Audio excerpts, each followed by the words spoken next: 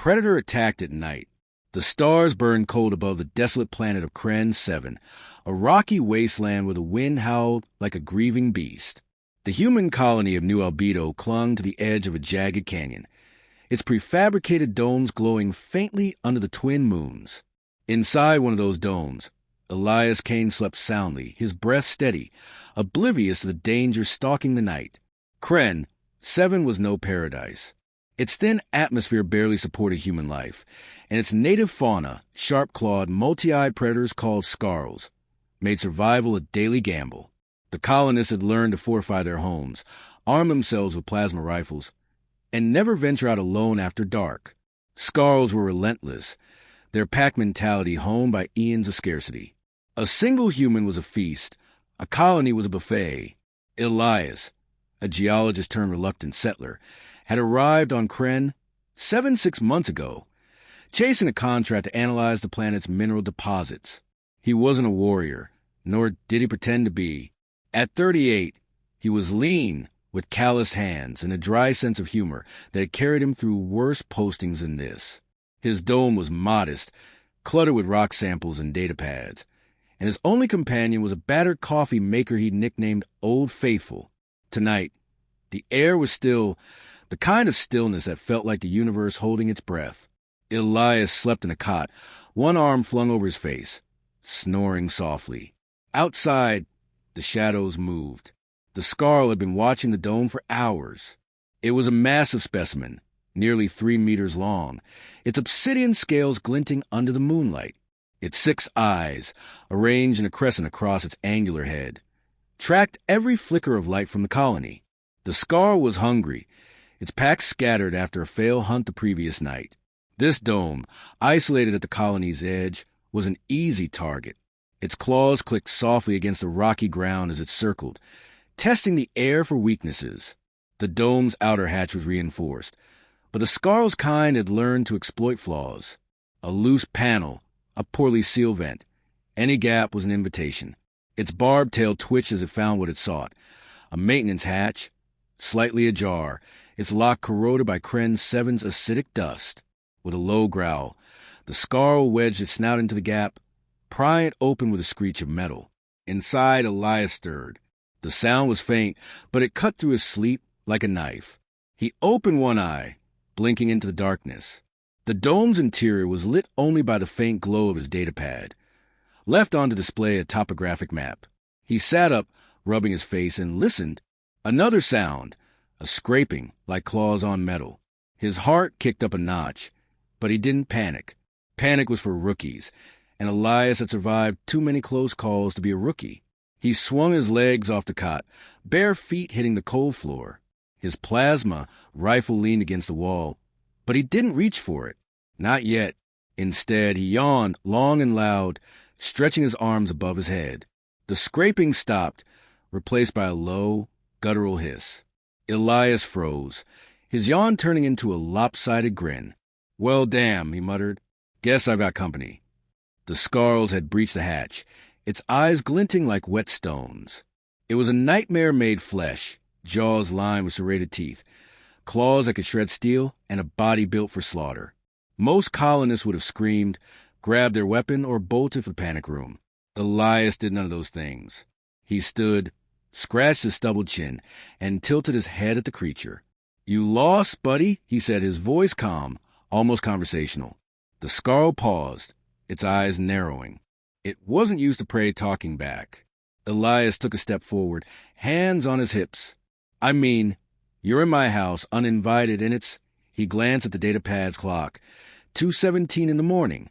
Rude, don't you think? The Skarl hissed again, its tail lashing.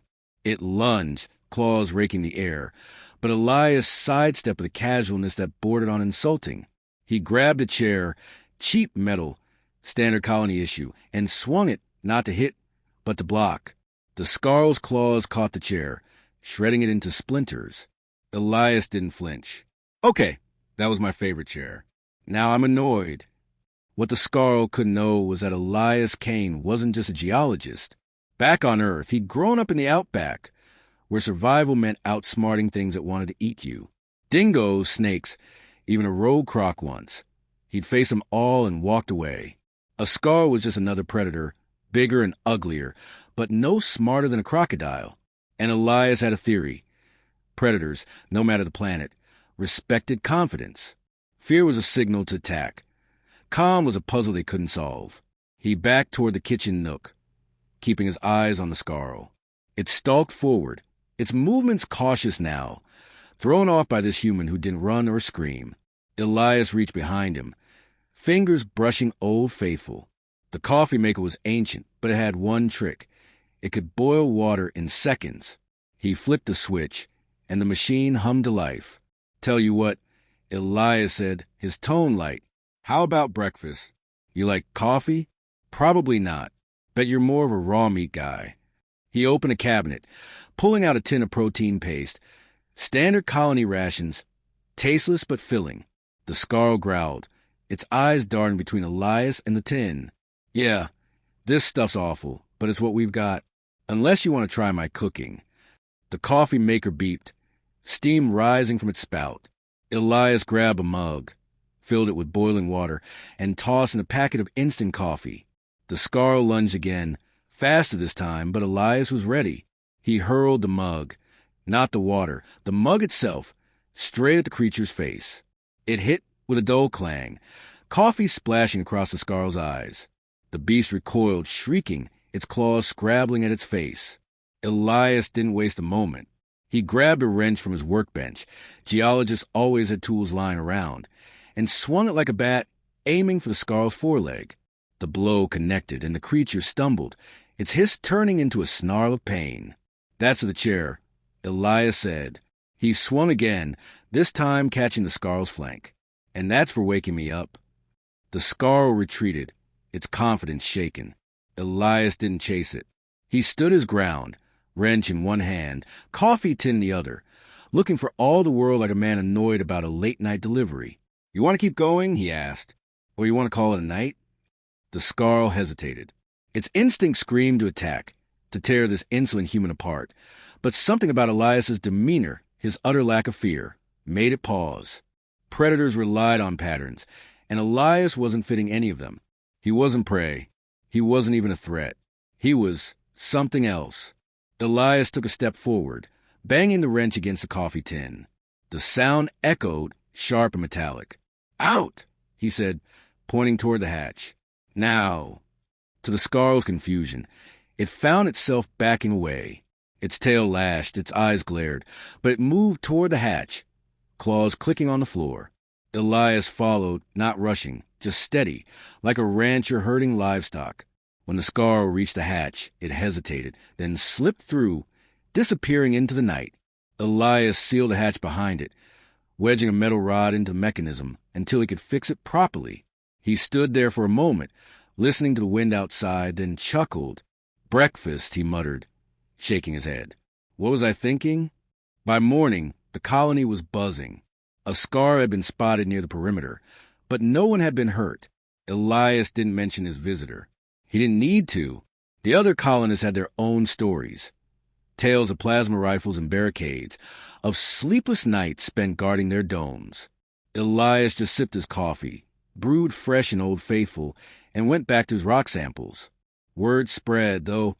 A maintenance tech noticed the damaged hatch, the claw marks, the coffee stains. Whispers turned into rumors, and by the next week, Elias was a quiet legend. The man who faced a Skarl and offered it breakfast. The man who didn't need a rifle to survive.